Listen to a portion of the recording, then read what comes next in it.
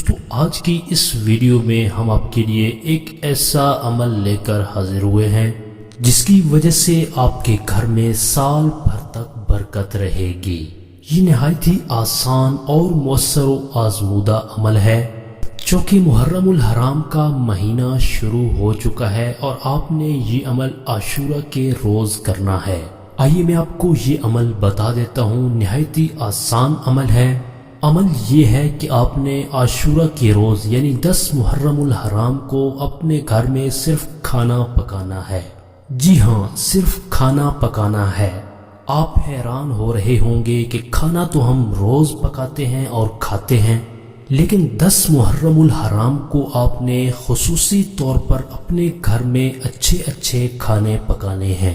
عاشورہ کی روز یعنی 10 محرم الحرام کو اپنے بال بچوں کے لیے جو کوئی بھی اچھے کھانے پکائے گا تو انشاءاللہ عز و جل سال بھر تک اس کے گھر میں برکت رہے گی۔ اور بہتر ہے کہ کھچڑا پکا کر حضرت شہید کربلا سیدنا امام حسین رضی اللہ تعالی عنہ کی فاتحہ کرے، کیونکہ یہ بہت ہی مجرب اور آزمودہ ہے۔ جی ہاں، تو دوستو آپ نے یہ عمل سن لیا ہے۔ نہایت ہی آسان عمل ہے۔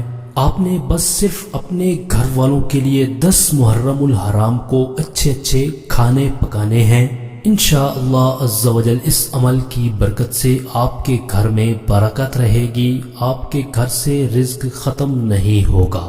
اسی حوالے سے میں آپ کو ایک حدیث پاک بھی سنا دیتا ہوں۔